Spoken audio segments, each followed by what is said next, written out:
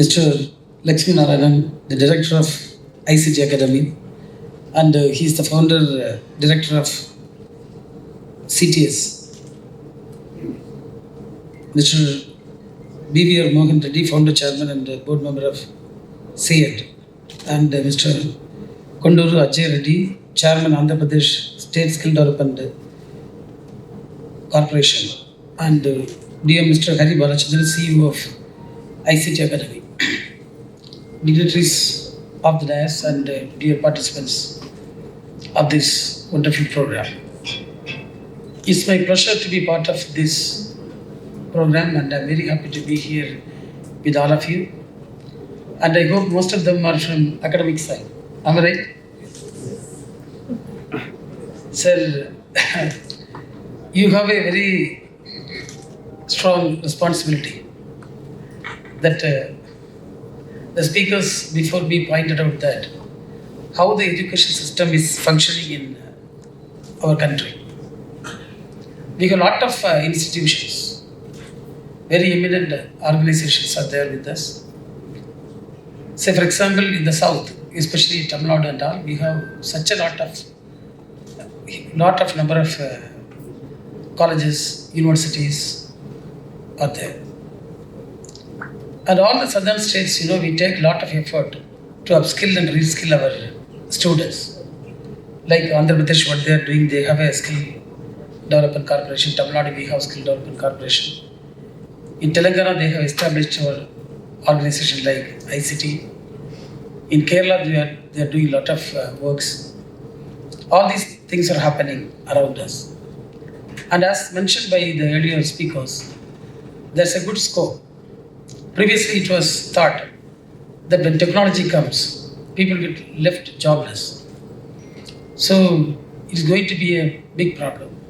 But now, as mentioned by the speakers, new skills are coming, new employment opportunities are also coming. And from the industry, we understand that in the coming years, we require large number of skilled people for their work. So that is a real trend. And when we think about the supply part, that's the area where we are worried about. More than 80% of the Indian engineers are unfit to take up highly skilled and highly professional jobs. The report says like that. I mean, is it a good thing? How many Indian engineers are capable of taking up the digital skills like AI or the kind of things? That this is an area we need to concentrate more on this. When you look at the scenario, one side you have a lot of students with certificates in their hands. You may be knowing Tamil Nadu is producing nearly 500,000 engineering graduates every year. It's such a huge number. Apart from that, we have polytechnics, we have arts and science colleges, ITIs, and so many things are there. So you see, if the small number of people are going to get employed, what will happen to the big crowd that is left behind? We should see the reality. I have seen so many engineers working as masons, helpers, and things like that. And I am not against it. I am not against it. Anyone can work. But if a person who has graduated as an engineer and he is unable to find a job because he does not have necessary skills to get him an employment, then it's a major area of concern. We need to see that. So with this idea in mind, the ICT Academy is founded by people like Mr. Lakshmi Narayanan in Tamil Nadu, and it is working well. Now under the leadership of our CEO, Hari Balachandran, we are taking a lot of efforts. And right from Nagaland to Kerala, we have at least few programs in almost all the states of the country. That's a good thing I'm seeing. Until last year, before we came into being as a minister of this IT, our focus was only on engineering colleges. Last year we took arts and science colleges also, and this year we have included polytechnics. And in one of the last meetings, there was a request made by some people that at least in the ITs also we should have some lab kind of thing to train the people about information technology. And we all know that on the field, every field, they have a part that is software. You take, for example, automobile engineering, software, automobile engineering. You take electrical, software, electrical. In civil also, they rightly pointed out because lot of students who are not willing to join with the civil. Why? Because simply coming out of a college with theoretical knowledge on civil is not going to bring any difference. You see an architect. Previously they showed everything in a diagram. Now everything has to be done through a proper presentation using that softwares. As we all discuss about the problems that the students are facing, when they compete with the international skill or talent, they are far behind. Why? Tamil Nadu has got its own agenda of $1 trillion. AP and Telangana, everywhere they have fixed targets to achieve. So when we want to achieve the target, we need to give more focus on talent. So without talent, we will not be able to bring in investments, or we will not be able to bring in changes. When we think about the automations that is happening all over the world, and in that case also, there are few areas of serious concern. You take, for example, the automation initiatives that is happening in India. When we compare it to the developed countries and developing countries, we are far behind. And all the costly fruits, like cherries, berries, and all these things are coming from foreign countries, bringing lot of financial burden to our execution. So all these things, we need to get automated at least in a few years. You see the policemen standing in the roads. Have any one of you had pitied on them in the scorching sun, breathing all the carbon that is being emitted? It's a pitiable thing. You go to some other country, the entire road traffic is being automated. But what about India? You go to Delhi and see the pitiable situation of policemen in the scorching sun and in the chilling cold. Really, it's a painful thing. So India itself is a very big consumer for IT in the coming years. That's what I feel very strongly after my 1.5 years of experience as a minister. So there is huge potential for providing job opportunities, and there is huge potential for automating things over in India that we need to concentrate. And the second thing what our Mr. Mohan Reddy was talking about is about the internships and apprenticeship programs. That is a main area of concern. Our students come out of colleges with a lot of theoretical knowledge. But where this theory is going to hit? How they will put it into practice? And when we look back about our school days or college days, how far the theories have helped us? Of course, to some extent it will help. But when we gain practical knowledge, it works more. So that is an area we need to concentrate more on that. And ICT Academy is making a lot of tie-ups with the industry to give students more exposure to apprenticeship and internship programs. And with regard to problem-solving skills, it's another area. Now, after me becoming the minister, I traveled across the state. to interact with the students. And it is really amazing. They have a lot of creative ideas. When we conduct hackathons, when the problem is given, they are able to come up with solutions. That's a big thing that we are seeing. So our students have the capacity to think. Students have the capacity to solve problems. But they need a lot of support also.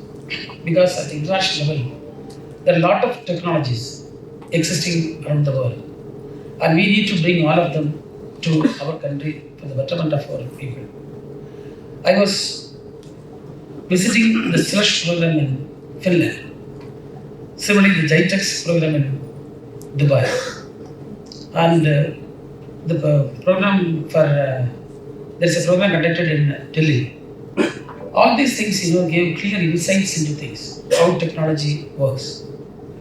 You take, for example, our streets, which are being littered.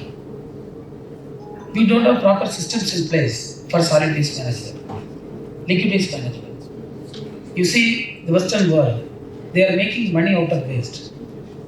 Waste into watts is the slogan they say. Waste is being made into watts.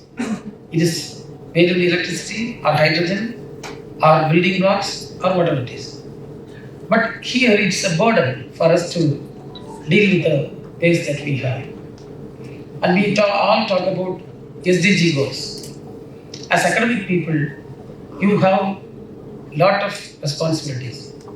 Mr. Lakshmanaran, he was talking about the crisis that we are going to face. It is not only the crisis we are going to face, the entire humanity, or including all living beings on earth, is going to face. And I have seen so many fellows, they construct a big house and they work like anything to pay the loan. They will not eat properly, they will not sleep properly. And at the age of 40, they will have pressure, sugar and everything. And 50-55, they will plan for the marriage of their daughter. Give a lot of dowry and he will die.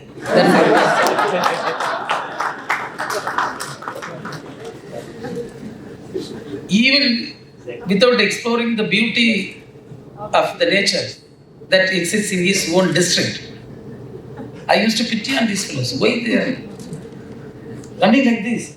So it's because of the consumerist culture and without no proper understanding of things.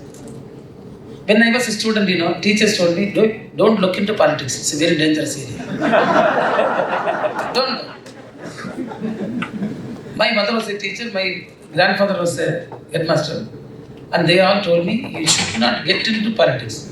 Politics is such a drainage kind of thing. He will be washed away. You see, now I am in this. Recently, I visited one of the best schools in Thangaraj. Thangaraj is known for literate people, So, I made a question standing before the students. Students, this is a reputed school I know, and you are all privileged students. I want to know what's your future plan. Let me ask you, one by one. And everyone, they're telling doctor. For what? I asked them, for what you want to doctor? And the next row told me, I want to become an IAS. Collector, not IAS, collector. What you are going to achieve through collector? I have seen so many characters. Many of them good for nothing. So what is it? You please tell me. And the fellows who don't have proper hope, they will say, I want to become an engineer. Then I ask, okay, doctor, collector, engineer. What about the leader? No. So it's a bit that I told them, you find out what is your real intuition.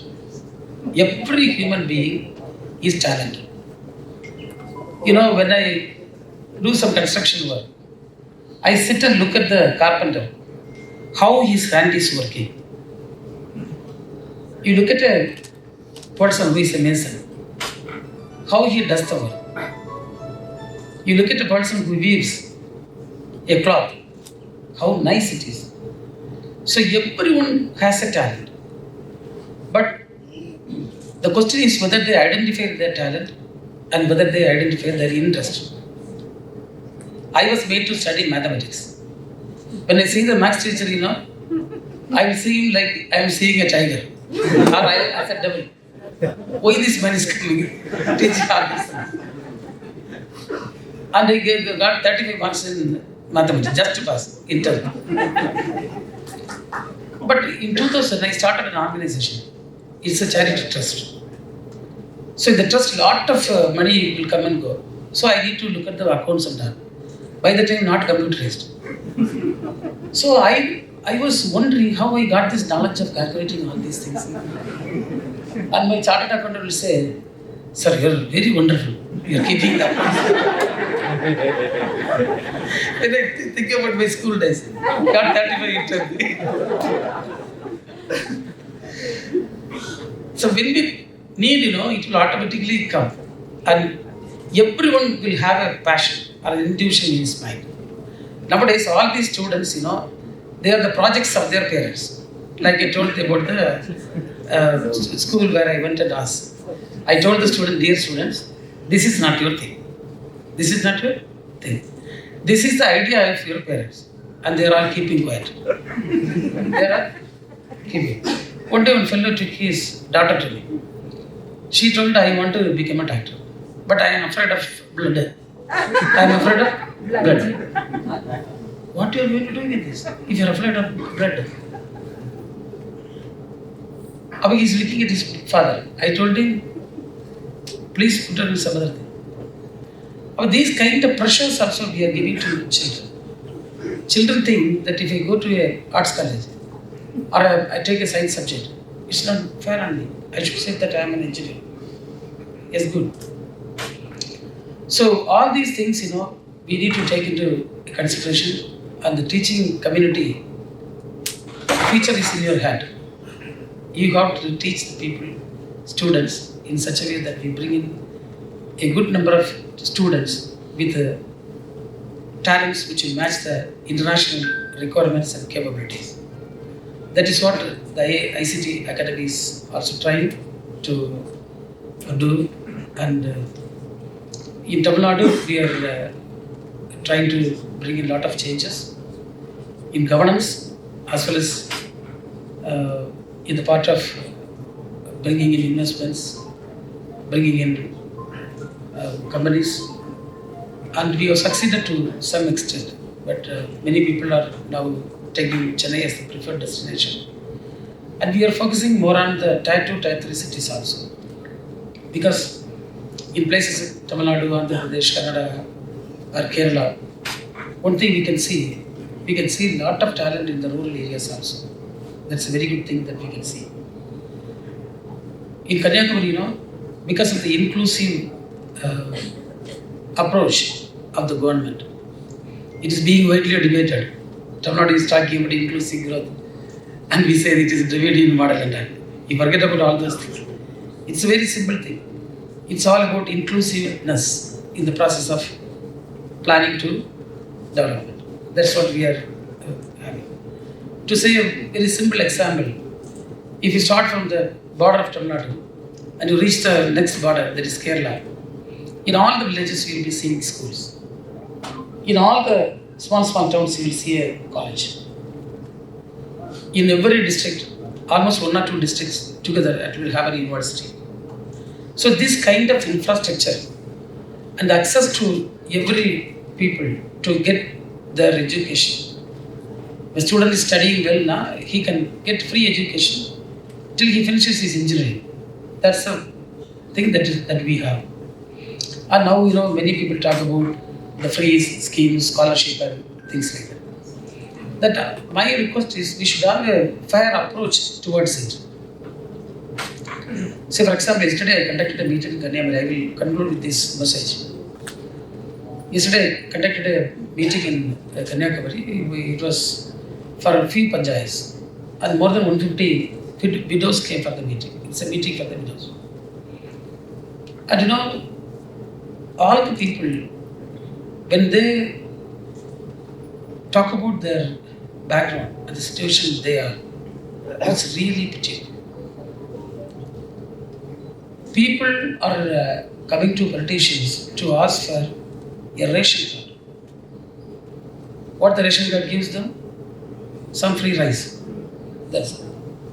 If it is not there, they will starve like anything. That is the present situation that we have. So many people, they come asking for a job. Say for example, women, when they get married, they will have a basic education like 12th or even a degree. And the fellow may be having a good life. One fine morning, by an accident or a disease or kind of thing, he dies, She is left in lurch. The house which he constructed with lot of hope that he will be able to repay, he might have got a loan, and that is tough. He might have put his children in a place, that is tough. And he might have bought a two-wheeler or four-wheeler, that is the bank is going to take away. What this poor lady will do?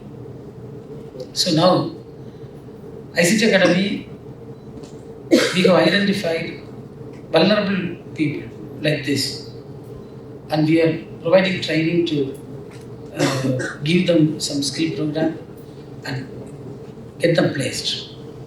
And really, I am happy to tell you that the first phase of that thing has brought in very good results, and we are working on that.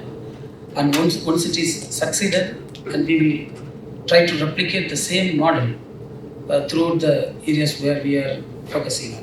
Of course, in these areas also we will try to bring in that program. That will be a very useful thing for the program. And we need to work towards the SDG goals also, because you see, 17 goals we need to achieve by 2030. Please, you all, after some time, close your eyes and think. Goal 1, poverty. Goal 2, no hunger. Is it possible? Safe drinking water. So all these things are there now. In many countries, they have achieved almost all. One or two things like carbonizing the environment, all these things are left. But for a country like India, it's not the case. We have a lot of things to achieve. We have to go ahead in a very different way. And as rightly pointed by our director, Lakshmi Narayan, technology will find solution for all these things.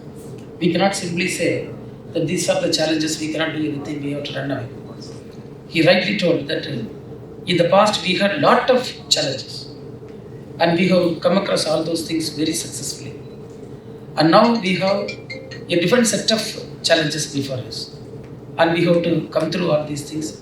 And through technology, we will be able to come through all these things. So we need to concentrate more on clean tech also.